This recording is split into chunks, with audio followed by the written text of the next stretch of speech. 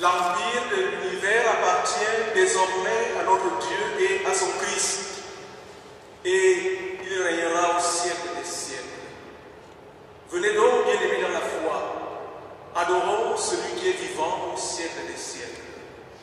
C'est le Christ existant, le Christ incarné, le Christ ressuscité, le Christ glorifié. Dieu l'a souverainement élevé.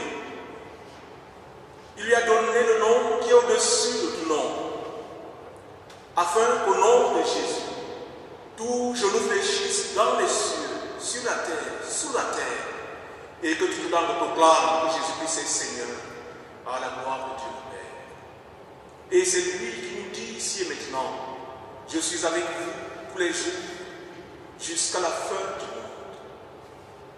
En son nom béni éternellement, je vous souhaite la bienvenue en ce lieu saint où nous aurons Église. Un lieu redoutable, car ici c'est la maison de Dieu. Ici, c'est la porte des cieux. Je vous accueille avec joie, avec amour, avec enthousiasme. Et que la grâce, la miséricorde, la paix vous soit donnée de la part de Dieu le Père, de Jésus-Christ, le Fils du Père, et de l'Esprit Saint, notre consolateur, dans la vérité et dans l'amour. Amen.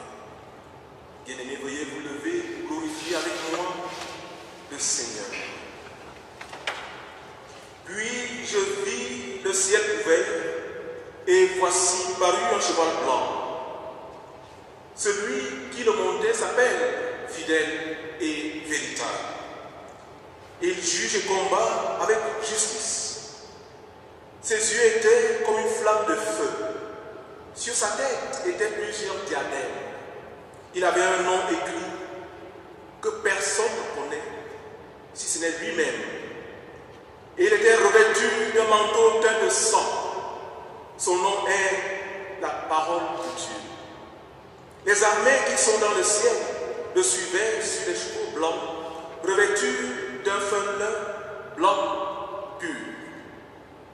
De sa bouche sortait une épée aiguë pour frapper les nations. Il les pètera avec une verge de fer et il foulera la cuve du vin l'ardente colère du Dieu Tout-Puissant. Il avait sur son vêtement et sur sa cuisse un nom écrit, Roi des rois et Seigneur des seigneurs. Bien-aimé, face à un tel Dieu, celui qui est vivant au siècle des siècles, chantons à la gloire de son nom le cantique, à toi la gloire. Amen.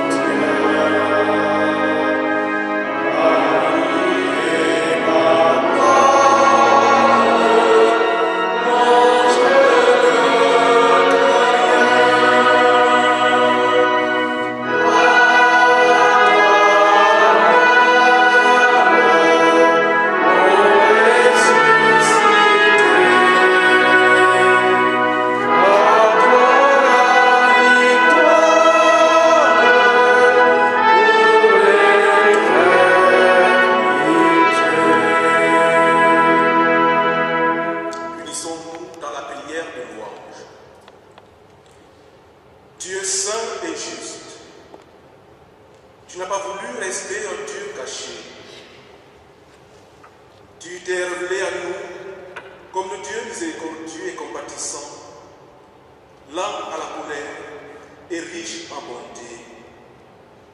Tu nous maintiens en vie par ton esprit, l'Esprit Saint, l'Esprit de Dieu, l'Esprit de la Pentecôte. Et tu nous as affranchis de la domination de ce monde périssable. Reçois l'hommage de notre adoration et le cri de notre reconnaissance ici et maintenant.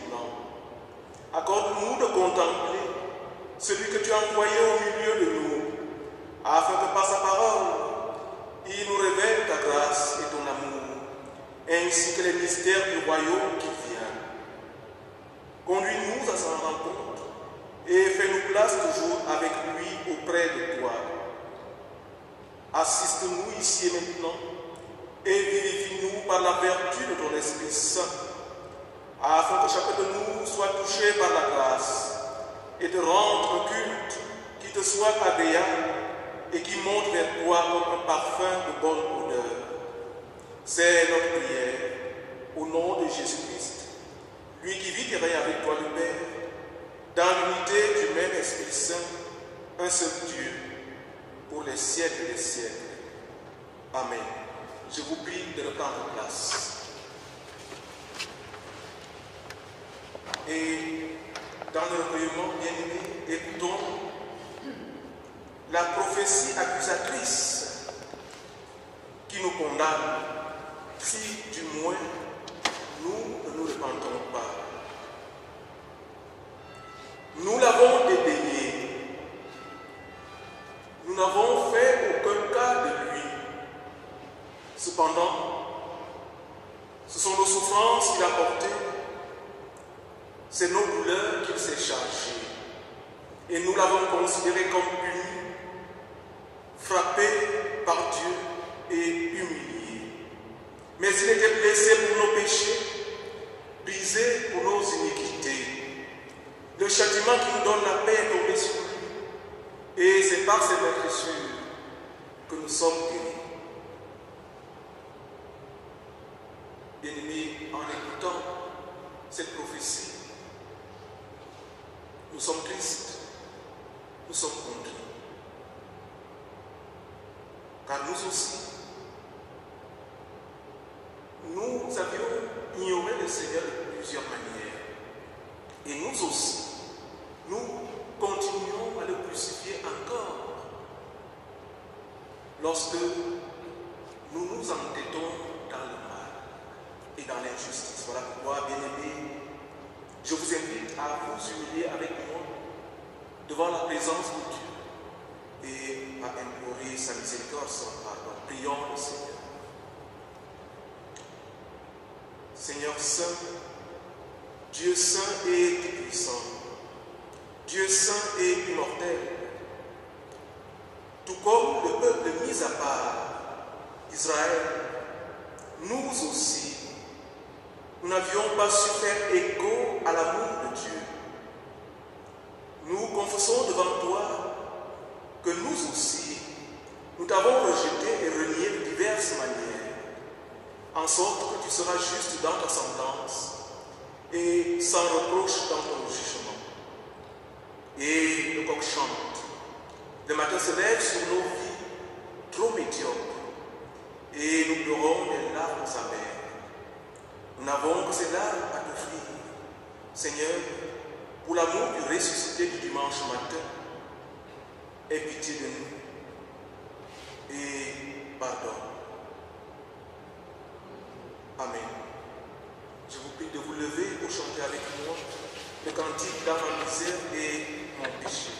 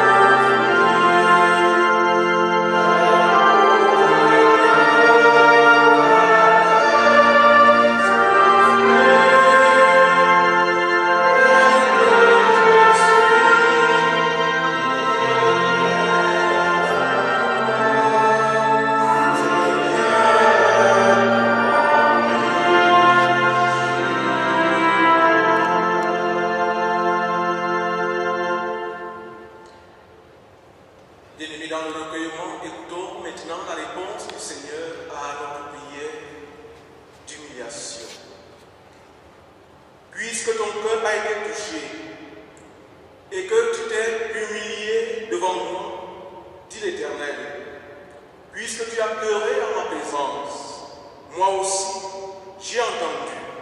Ne crains point, car je t'ai racheté, je t'ai appelé par ton nom, tu es à moi. Je m'attacherai à toi pour toujours, je te conduirai dans la solitude, je te parlerai cœur à cœur, je ferai de toi la porte d'espérance. En ce jour-là, dit le Seigneur, mon nom sera amour et je ne saurai plus m'en donner d'autre. Je m'attacherai à toi pour toujours, par la justice et le droit, par la tendresse et l'amour. Je t'attacherai à moi pour toujours et tu connaîtras mon nom. Fondé sur cette parole qui doit être reçue avec entière confiance. Et en tant que pasteur, gardien des mystères divins, à tous ceux qui se répandent et qui croient, j'annonce maintenant le pardon de Dieu et j'atteste leur péché. Dans le nom du Père, dans le nom du Fils et dans le nom de l'Esprit Saint, dans la vérité et dans l'amour. Amen. Bien-aimé, va dans la joie et ne pêche plus. Ta foi t'a sauvé. Étant ainsi sauvé par la grâce et non par nos mérites, je vous invite à chanter notre reconnaissance au Dieu de notre pardon, au Dieu de notre salut. Lorsque nous allons chanter, il vient nous libérer dans le supplément.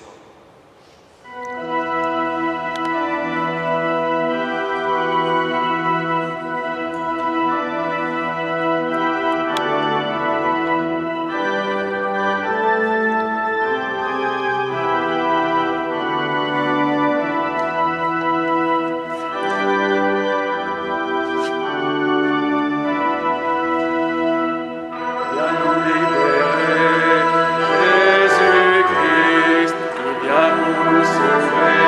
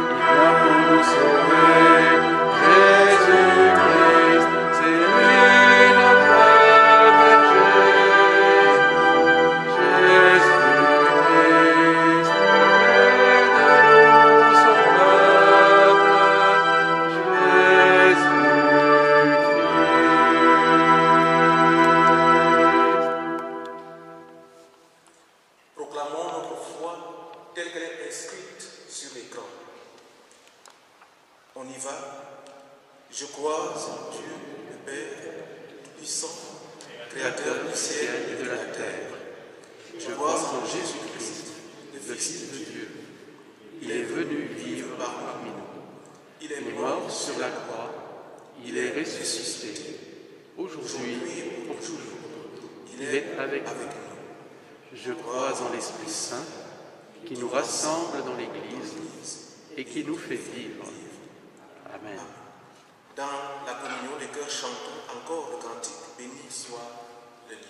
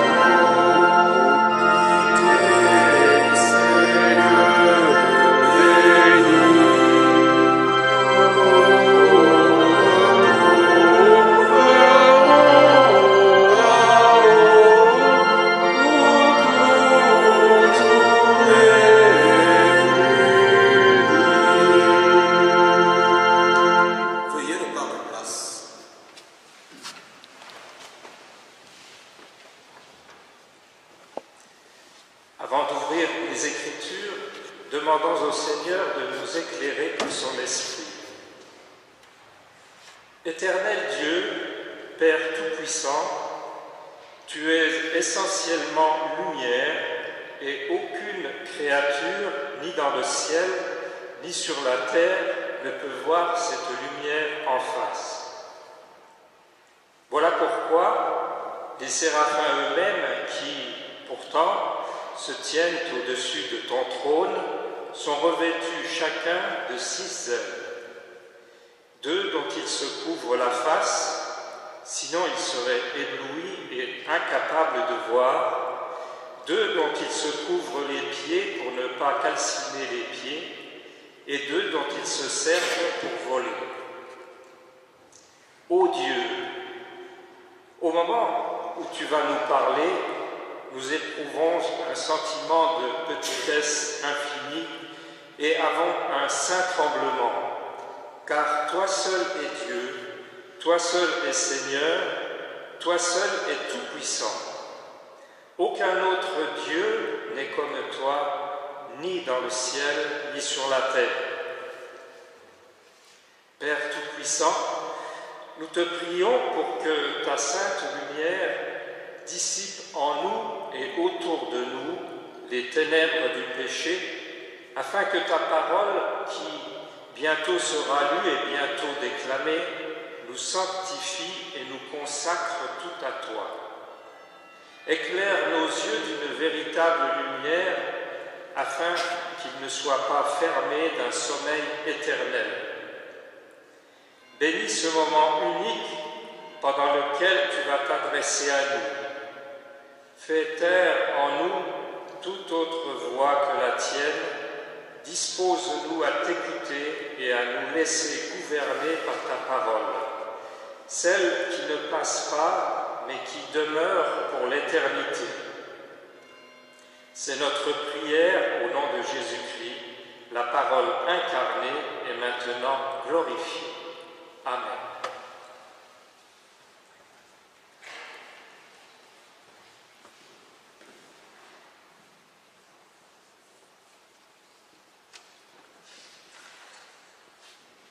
La première lecture sera dans Exode 20, versets 1 à 17, et sera le support de la prédication. Alors Dieu prononça toutes ces paroles en disant : « Je suis l'Éternel, ton Dieu, qui t'a fait sortir du pays d'Égypte, de la maison de servitude. Tu n'auras pas d'autre Dieu devant ma face. Tu ne feras point d'image taillée, ni de représentation quelconque des choses qui sont en haut des cieux, qui sont en bas sur la terre, et qui sont dans les cieux, dans les eaux plus bas que la terre. Tu ne te prosterneras point devant elle, et tu ne le serviras point, car moi, l'Éternel, ton Dieu, je suis un Dieu jaloux, qui punit l'iniquité des pères sur les enfants, jusqu'à la 3e et la 4e génération de ceux qui me haïssent, et qui fait miséricorde jusqu'en 1000 générations à ceux qui m'aiment et qui gardent mes commandements. Tu ne prendras point le nom de l'Éternel, ton Dieu, en vain, car l'Éternel ne laissera point impuni celui qui prendra son nom en vain. Souviens-toi du jour du repos pour le sanctifier. Tu travailleras 6 jours et tu feras ton ouvrage, mais le 7e jour est le jour de repos de l'Éternel ton Dieu. Tu ne feras aucun ouvrage, ni toi, ni ton fils, ni ta fille, ni ton serviteur, ni ta servante, ni ton bétail, ni l'étranger qui est dans tes portes. Car en 6 jours l'Éternel a fait les cieux, la terre et la mer, et tout ce qui est contenu, et il s'est reposé le 7e jour. C'est pourquoi l'Éternel a béni le jour du repos et l'a sanctifié. Honore ton père et ta mère, afin que tes jours se prolongent dans le pays que l'Éternel ton Dieu te donne. Tu ne tueras point, tu ne commettras point d'adultère, tu ne déroberas point, tu ne porteras point de faux témoignages contre ton prochain. Tu ne convoiteras point la maison de ton prochain, tu ne convoiteras point la femme de ton prochain, ni son serviteur, ni sa servante, ni son bœuf, ni son âne, ni aucune chose qui appartienne à ton prochain.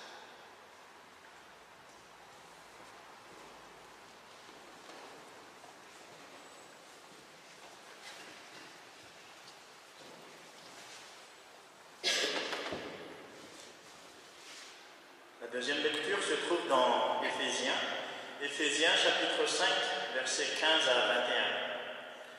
Prenez donc garde de vous conduire avec circonspection, non comme des insensés, mais comme des sages. Rachetez le temps, car les jours sont mauvais. C'est pourquoi ne soyez pas inconsidérés, mais comprenez quelle est la volonté du Seigneur. Ne vous enivrez pas de vin, c'est de la débauche. Soyez, au contraire, remplis de l'esprit. Entretenez-vous par des psaumes, par des hymnes et par des cantiques spirituels, chantant et célébrant de tout votre cœur les louanges du Seigneur. Rendez continuellement grâce pour toutes choses à Dieu le Père, au nom de notre Seigneur Jésus-Christ, vous soumettant les uns aux autres dans la crainte de Christ.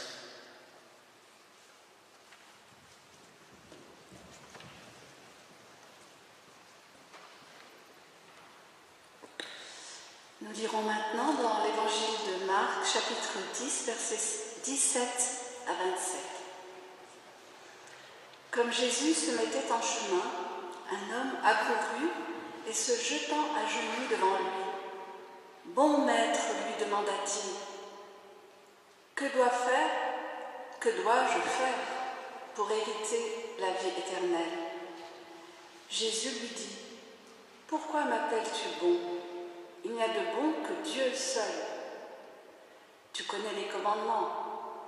Tu ne commettras point d'adultère, tu ne tueras point, tu ne déroberas point, tu ne diras point de faux témoignages, tu ne feras tort à personne. Honore ton père et ta mère. Il répondit, Maître, j'ai observé toutes ces choses dès ma jeunesse. Jésus, l'ayant regardé, l'aima et lui dit, il te manque une chose. Va, vends tout ce que tu as, donne-le aux pauvres, et tu auras un trésor dans le ciel. Puis, viens et suis-moi. Mais affligé de cette parole, cet homme s'en alla tout triste, car il avait de grands biens. Jésus, regardant autour de lui, dit à ses disciples qu'il sera difficile à ceux qui ont des richesses d'entrer dans le royaume de Dieu. Les disciples furent étonnés de ce que Jésus parlait ainsi. Et reprenant, il leur dit, « Mes enfants, qu'il est difficile à ceux qui se confient dans les richesses d'entrer dans le royaume de Dieu. Il est plus facile à un chameau de passer par le trou d'une aiguille qu'à un riche d'entrer dans le royaume de Dieu. » Les disciples furent encore plus étonnés. Ils se dirent les uns aux autres, « Et qui peut être sauvé ?» Jésus les regarda et dit, « Cela est impossible aux hommes, mais non à Dieu, car tout est possible à Dieu. » Nous chanterons maintenant le cantique « Sa parole ». Alleluia.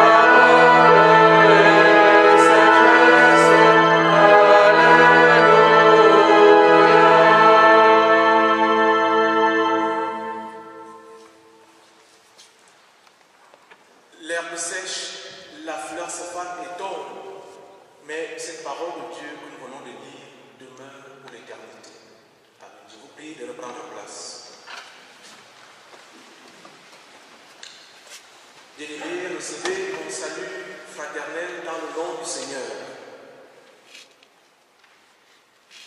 Les 10 commandements qui font l'objet de notre prédication de ce jour ont été formulés dans le cadre de l'alliance entre Dieu et son peuple, Israël, le peuple mis à part, que Dieu s'est librement choisi.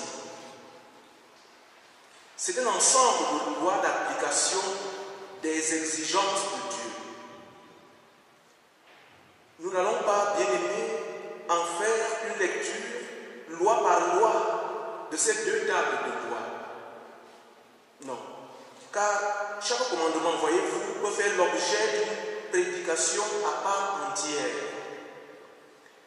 Mais je voudrais plutôt vous proposer une clé herméneutique qui vous permettra de comprendre le fonctionnement de chaque commandement afin de pouvoir l'interpréter. Dit de manière simple, je vais vous proposer une clé qui vous permette d'interpréter et de comprendre le fonctionnement de chaque commandement. Puis, je vous proposerai leur portée pour aujourd'hui.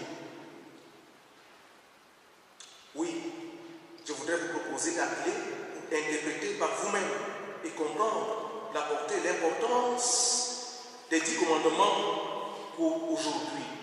Certains parleront de l'actualité des 10 commandements. Et pour illustrer mon propos, j'ai retenu 3 commandements seulement.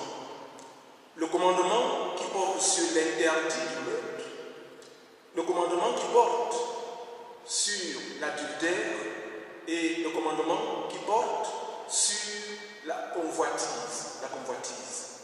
Voilà les 3 commandements qui vont me permettre d'illustrer mon propos. De prime abord, ce qu'il convient de savoir, c'est que les 10 commandements se distinguent du reste de la loi par le fait qu'ils ont été transmis oralement par Dieu à Moïse et écrits par Dieu lui-même sur les 2 tables de pierre. Appelons, si vous le voulez bien, ces 10 commandements par l'expression la loi de Dieu. La loi de Dieu. Ou simplement le commandement. Ou encore la loi tout court. À ce moment, la loi, on va l'écrire avec L majuscule. Le commandement, C majuscule. Ainsi de suite, ainsi de suite. Bien-aimés, en parlant attentivement cette loi de Dieu, c'est-à-dire ces 10 commandements, on constate qu'il y a 2 tables de cette loi. La première table, c'est celle qui concerne la louange de Dieu, la gloire de Dieu, c'est-à-dire l'ensemble des commandements qui sont en rapport direct avec Dieu lui-même. Appelons cela, si vous voulez bien, la relation verticale. La relation verticale. L'homme en rapport avec Dieu. La deuxième table est celle qui vise le service du prochain, c'est-à-dire l'ensemble des commandements qui concernent l'homme en rapport avec son prochain. Appelons cela, si vous le voulez bien, la relation horizontale. L'homme en rapport avec l'homme en rapport avec le prochain. Bien aimé, ces 2 tables de la loi visent donc la gloire de Dieu et le service du prochain. C'est cela le résumé de la morale chrétienne, ou alors l'éthique chrétienne, comme vous voulez. La morale chrétienne ou l'éthique chrétienne vise la gloire de Dieu et le service du prochain. Ces 2 choses sont liées absolument dans la morale chrétienne. La morale, c'est l'ensemble des mœurs d'une société, tandis que l'éthique, c'est la réflexion critique sur la morale, sur les mœurs. On serait alors tenté d'affirmer qu'avec la morale chrétienne, la personne devient ton Dieu. Avec l'éthique chrétienne, la personne devient ton Dieu. La personne devient mon Dieu. Regardons cela de plus près. Bien aimés, ces 10 commandements en question sont formulés indifféremment, de manière positive ou de manière négative. Car chaque commandement a deux côtés. Chaque commandement a deux côtés. Faire une chose que commande la loi, c'est en même temps s'interdire de faire le contraire. Faire une chose, c'est en même temps s'interdire de faire le contraire de la chose. Donc, dans l'interdiction formulée par un commandement, il convient de lire simultanément l'encouragement à pratiquer la vertu contraire. La vertu contraire. En effet, chaque commandement de la loi vise plus qu'il n'en dit. Plus qu'il ne dit. Il convient donc de dépasser toujours la littéralité du commandement. C'est-à-dire le sens littéral. Il faut le dépasser. Il faut aller plus loin. Et pour le faire, il est important de se demander toujours à quelle fin est donné ce commandement.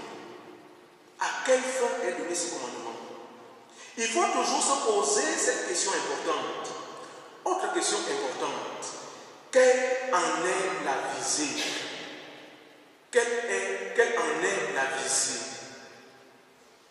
Quand Dieu donne ce commandement, qu'est-ce qu'il vise? Deux questions fondamentales. Enfin, il est important d'élargir maintenant l'application. On élargit maintenant l'application. J'ai dit, première question, à quelle fin est donné le commandement? Deuxième question importante, quelle est sa visée? Et puis maintenant, on peut élargir l'application et l'applicabilité. Il convient au final de dégager chaque fois la positivité du commandement quand même celui-ci est énoncé négativement. Même si un commandement est énoncé négativement, il convient d'en dégager sa positivité. Il ne faut donc pas se limiter à l'énoncé négatif du commandement. Il faut voir plus loin que l'énoncé négatif. Il faut aller au-delà de l'énoncé négatif. C'est que si Dieu défend ceci, il commande de faire le contraire de ce qu'il défend. Prenons un exemple.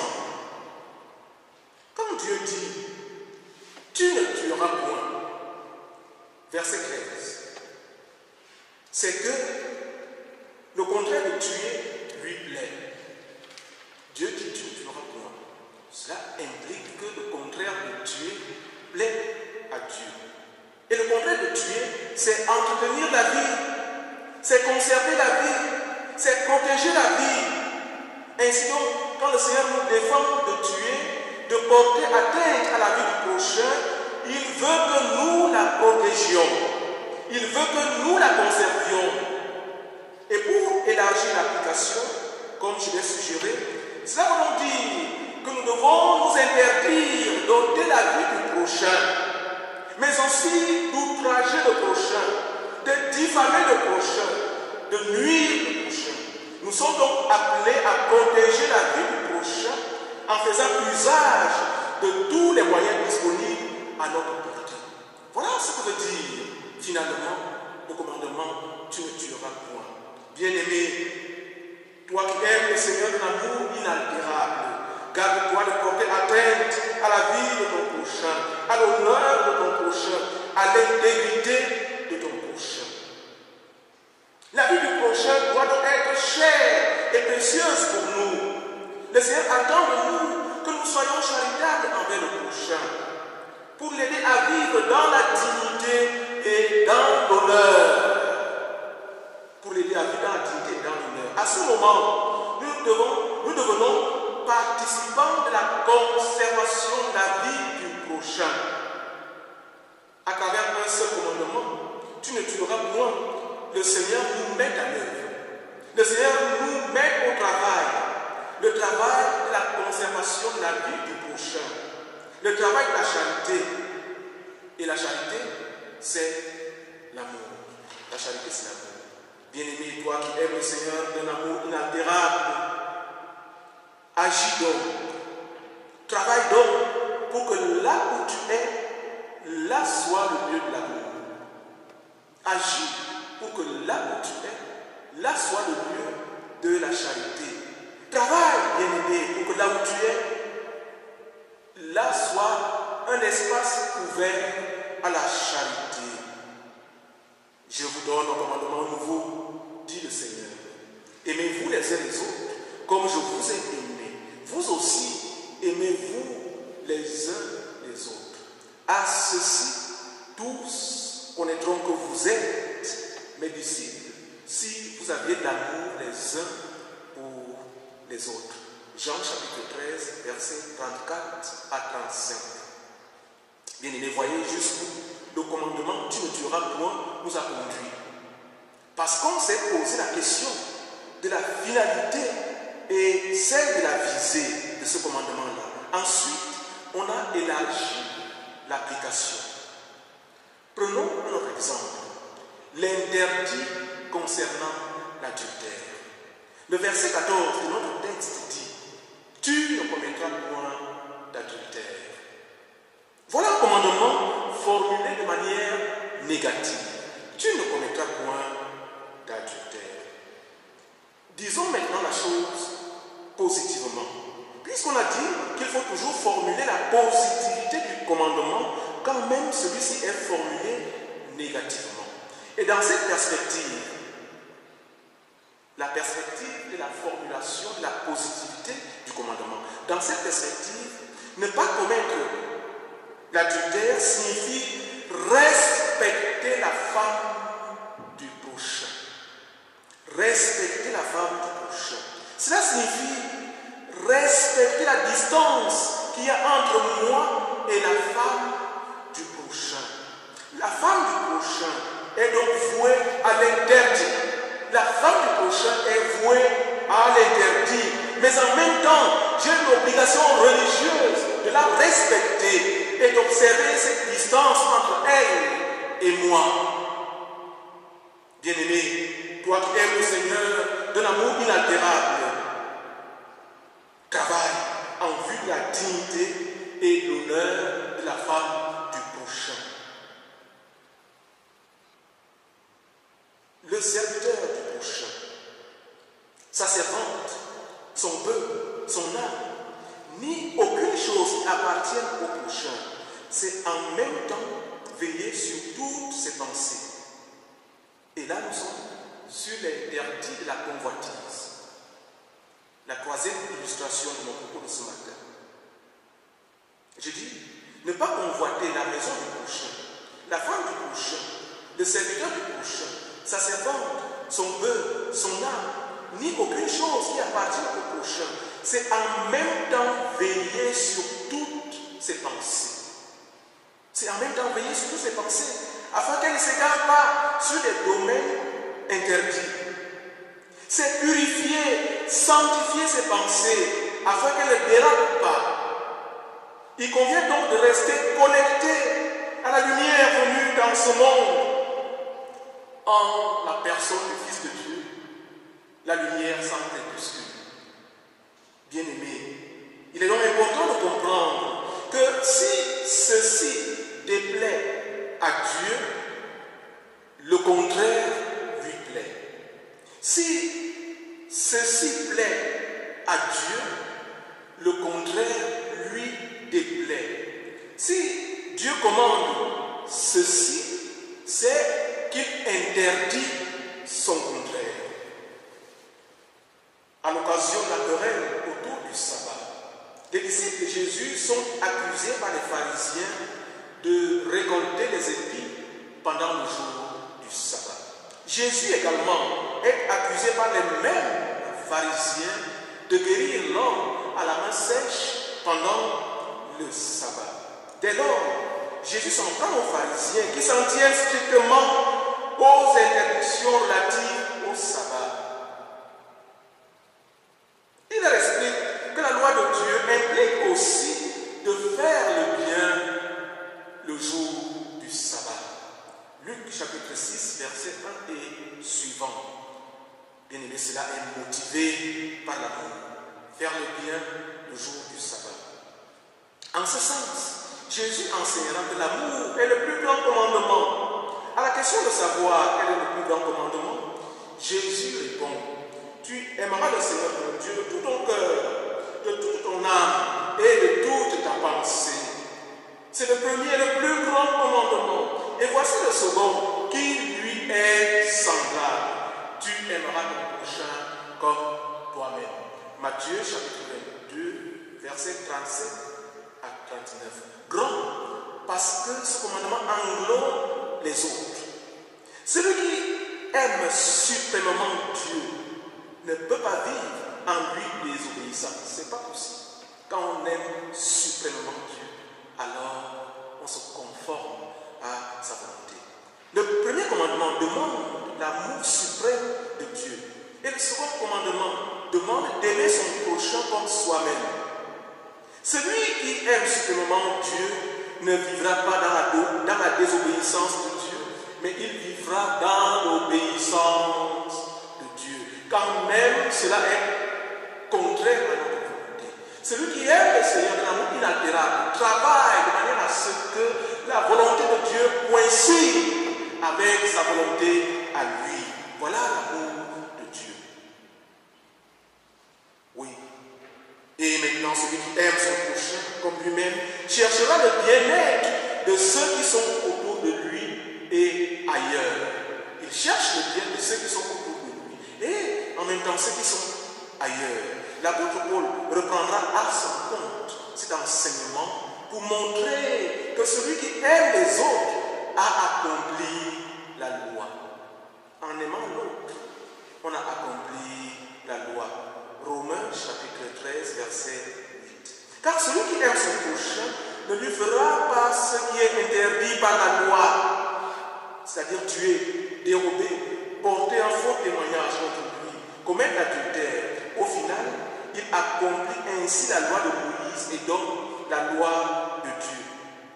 Pour conclure, les 10 commandements constituent une charte fondamentale contenant les principes moraux de base réglementant les relations entre les hommes et puis en même temps les relations entre les hommes et leur Créateur. Ils sont le principe applicable à tous les hommes de tous les temps, quel que soit leur arrière-plan culturel.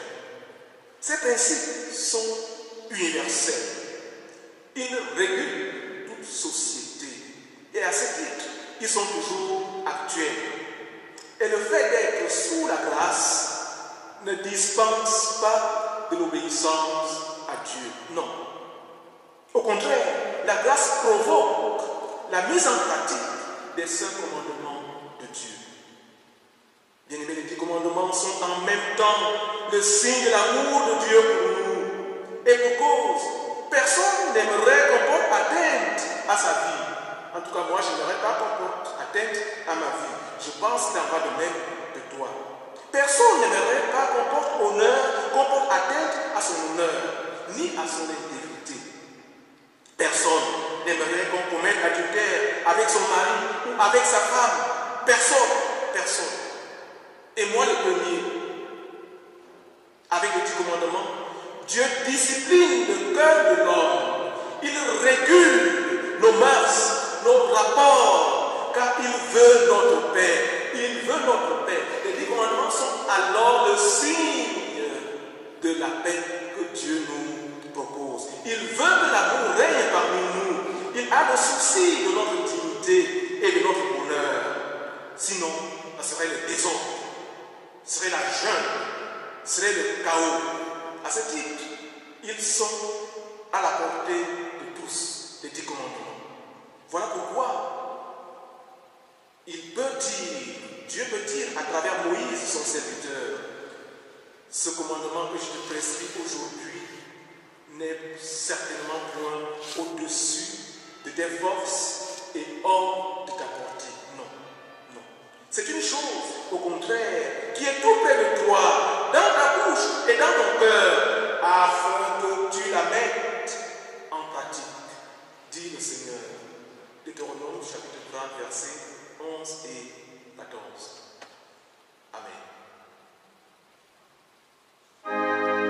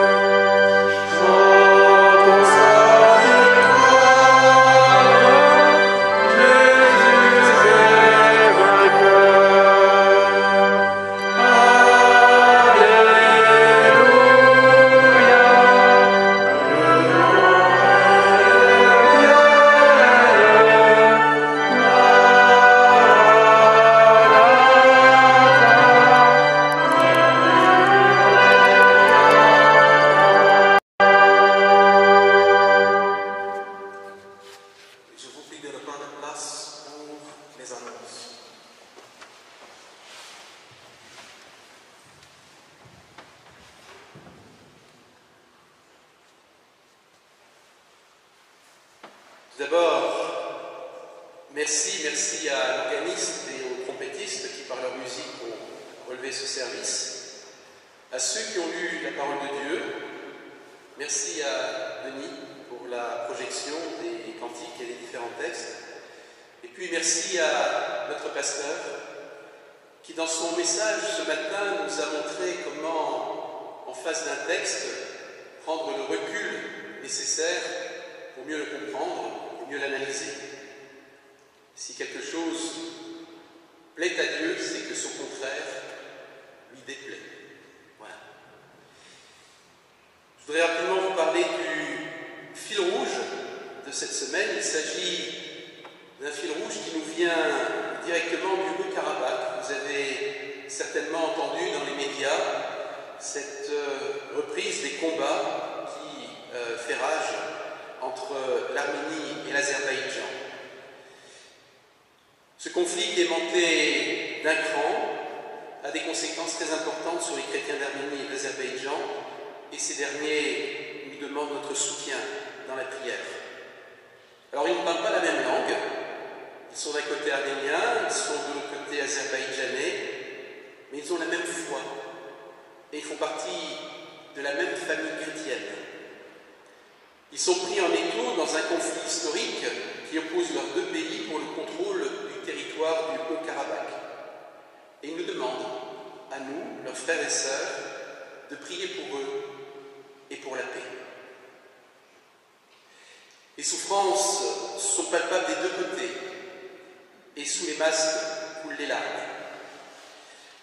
En Arménie, où la loi martiale a été décrétée et où les Arméniens de moins de 55 ans sont appelés sur le front, comme ce chrétien de 45 ans, père de 3 enfants, ou ces jeunes du Crossroad, GBU, qui sont très impliqués dans leur foi. Une missionnaire d'Erevan me dit « Mon cœur a été bouleversé quand je suis rentré dans une église plus fréquentée que la rue. Des vieillards priaient pour leurs fils et leurs petits-fils. Des femmes priaient pour leurs maris et leurs frères. » De l'autre côté de la frontière, en Azerbaïdjan, les chrétiens, eux, souffrent déjà de la mauvaise réputation que les médias font d'eux. Vous êtes des ennemis de l'État, leur dit-on. Et dans la société azérie, turcophone et majoritairement musulmane, beaucoup croient que les chrétiens azéris sont des traîtres associés à l'Arménie chrétienne. Ainsi, un pasteur azéri se bat depuis 25 ans pour que son église soit reconnue officiellement par les autorités. Alors qu'ils soient arméniens ou azéris, ces chrétiens nous demandent de prier pour eux. Ils veulent avant tout que leur lumière brille au-dessus de l'obscurité, comme Jésus l'a dit. Heureux les artisans de paix, car ils seront appelés fils de Dieu. Ces chrétiens nous demandent aussi de prier pour eux, pour un accord entre l'Arménie et l'Azerbaïdjan, afin que le Seigneur intervienne dans cette situation, mette fin au conflit, et ramène la paix sur le territoire du Haut-Karabakh. Et nous pouvons déjà remercier le Seigneur parce qu'apparemment, des prémices d'un accord seraient intervenues ces dernières heures. Les sujets de prière que nous propose l'ONG Portes Ouvertes sont effectivement de remercier Dieu pour ces chrétiens arméniens et azéris qui recherchent la paix, de prier pour que Dieu conduise l'Arménie et l'Azerbaïdjan vers la réconciliation et de prier pour que leurs dirigeants fassent preuve de sagesse afin de préserver les vies. Voilà. En ce qui concerne les activités de notre paroisse, il y a un dimanche prochain, ce sera culte à 10h30. Alors nous constatons depuis quelque temps déjà un peu de dérapage sur l'horaire de début de nos cultes, et notre pasteur souhaitait que ce matin, je vous rappelle qu'effectivement, le culte démarre normalement à 10h30. Donc merci aux uns et aux autres de veiller à la ponctualité, si cela est possible, bien sûr. Pas de culte pour l'instant à Ucange, donc dimanche prochain, 10h30, culte à 10h30 ici, au temple de Thionville. Les autres activités, c'est jeudi 3 décembre à 20h au foyer, c'est la reprise des études bibliques. Donc pour tout contact, pour toute information, vous pouvez vous adresser à un conseiller ou à notre pasteur. L'ouvroir des dames a lieu le jeudi de 14h à 17h et le groupe de prière se réunira donc le 16 octobre au foyer Albert Schweitzer. Donc, le cycle des groupes de prière interconfessionnels a repris non plus dans les familles mais au foyer tous les vendredis à 20h. Voilà, 20h30. Nous ne devons pas oublier dans nos prières les malades de nos communautés, ceux qui ont perdu un être cher, ceux qui sont dans la souffrance. Pour les malades de notre communauté, nous prions tout particulièrement pour notre frère Pierre Fox. À l'issue de ce culte, un binôme de prière nous accueillera au pied de la chaire. Il s'agit aujourd'hui de Monique et de Denis. L'offrande, c'est aussi quelque chose d'important. Nous avons fêté dimanche dernier les récoltes. Vous avez pu ramener des produits de votre jardin, de vos vergers. Ces produits ont pu être revendus à la sortie du culte au profit des Restos du Cœur. Et je suis heureux de vous annoncer que le montant de la vente, le montant de votre générosité s'est élevé à 298,50 €, on va dire 300 €, ce qui est assez remarquable. Merci pour votre générosité. Et notre trésorier ne m'en voudra pas si je vous demande de poursuivre aussi votre générosité pour notre paroisse qui, avec ces temps de Covid, avec les manifestations dominicales qui n'ont pas eu lieu pendant de nombreuses semaines, eh bien, n'ont pas permis effectivement d'avoir les rentrées d'argent nécessaires et suffisantes pour subvenir aux besoins, ne serait-ce qu'aux besoins de fonctionnement courant de la paroisse. Donc, pensez aussi dans votre générosité, ou en tous les cas dans ces offrandes pour notre Seigneur, à cet aspect pécunier de la vie de notre paroisse. Et puis je voudrais terminer sur un dernier point, c'est que notre pasteur va repartir pendant quelques semaines dans son pays, au Cameroun. Je crois que le départ est prévu après-demain et il devrait quitter Thionville dès aujourd'hui. Nous sommes réjouis de l'accueillir, nous nous réjouissons de l'entendre encore aujourd'hui et nous voulons nous réjouir également quand il reviendra vers la mi-novembre. Et pour cela, il faut que nous soyons de notre côté forts, comme lui le sera, forts dans la prière, parce que ce sont des voyages qui par ces temps sont quand même troublés, qui ne sont pas toujours faciles, qui ne sont pas toujours aisés.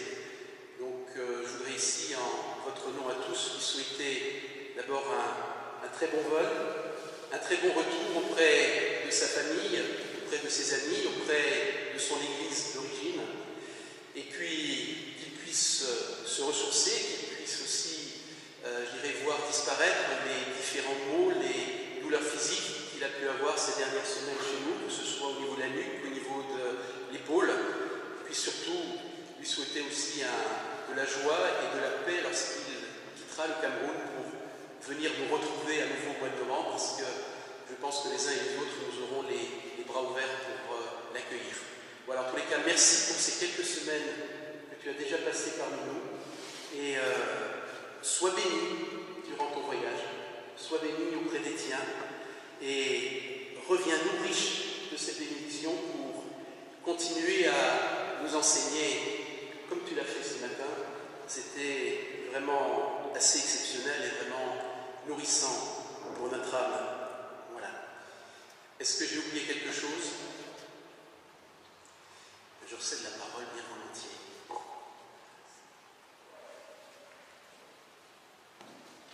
Bien-aimés, puisque nous sommes porteurs de nos attentes à nous et de celles du monde, nous allons maintenant prier les uns pour les autres.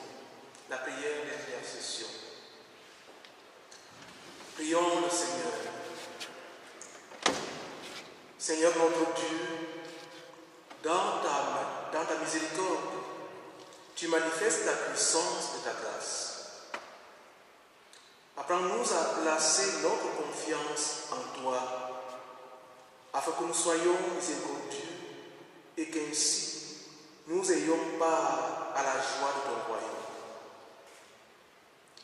Tu nous appelles à t'aimer par-dessus toutes choses et à aimer notre prochain comme nous-mêmes.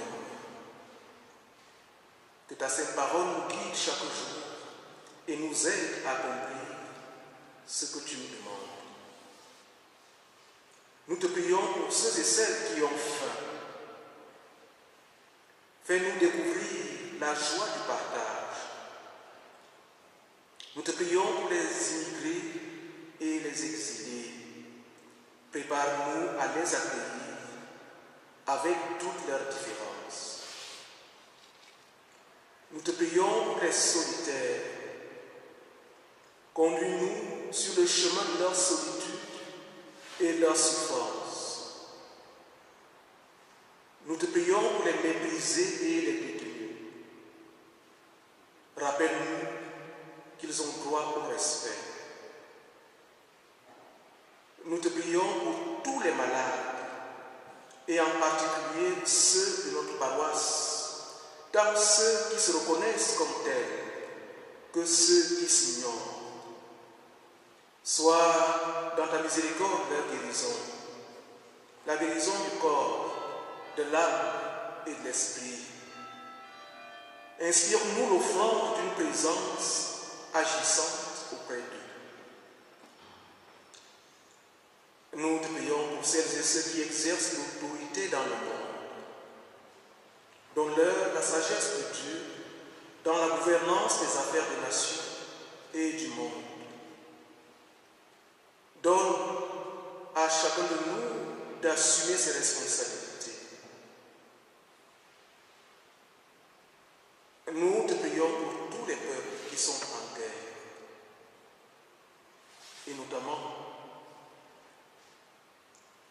ceux qui sont dans le Karabakh, l'Arménie et l'Azerbaïdjan. Où Dieu triomphe de leur orgueil, accorde-leur la paix véritable. Nous te prions pour ton Église disséminée sur toute la terre, et notamment celle qui vit dans l'intolérance et dans la persécution. Apprends-lui à rester fidèle jusqu'à la fin. Entends notre cri au Père et exauce-nous, car tu ne t'appauvris pas en nous donnant et tu ne t'enrichis pas en nous donnant ce que nous te demandons au nom de Jésus-Christ. Lui qui nous a enseigné à te dire, veuillez vous lever. Notre Père des cieux, que ton nom soit sanctifié, que ton règne vienne, que ta volonté soit faite sur la terre comme au ciel. Donne-nous aujourd'hui notre pain de ce jour. Pardonne-nous nos offenses, comme nous pardonnons aussi à ceux qui nous ont offensés. Et ne nous soumets pas à la tentation, mais délivre-nous du mal. Car c'est à toi qu'appartiennent le règne, la puissance et la gloire, pour les siècles des siècles. Amen. Bien-aimés, écoutez maintenant cette exhortation et recevez la bénédiction de la part de notre Dieu. Exhortation. Bien-aimés, prenez donc garde de vous conduire avec circonspection, non comme des insensés, mais comme des sages. Rachetez le temps, car les jours sont mauvais. C'est pourquoi ne soyez pas inconsidérés, mais en toutes choses, cherchez toujours quelle est la volonté du Seigneur. Recevez maintenant la bénédiction. Et toi, bien-aimé, je te recommande maintenant à l'Éternel et à sa grâce qu'il nous a promise, afin que l'Éternel te bénisse et te garde. Que l'Éternel fasse luire sa face sur toi et qu'il t'accorde sa grâce. Que l'Éternel tourne sa face vers toi et qu'il te donne la paix. Allez donc en paix, vous à qui le Seigneur a fait grâce. Amen. Nous chantons pour terminer le cantique trouvé dans ma vie.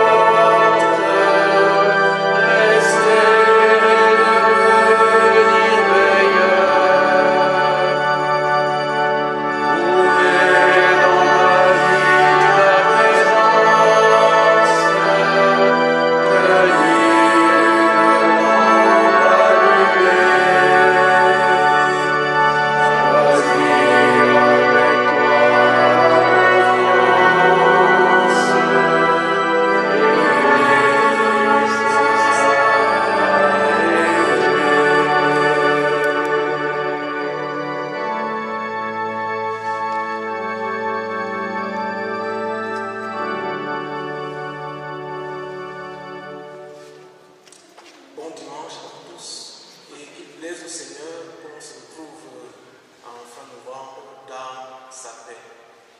Amen.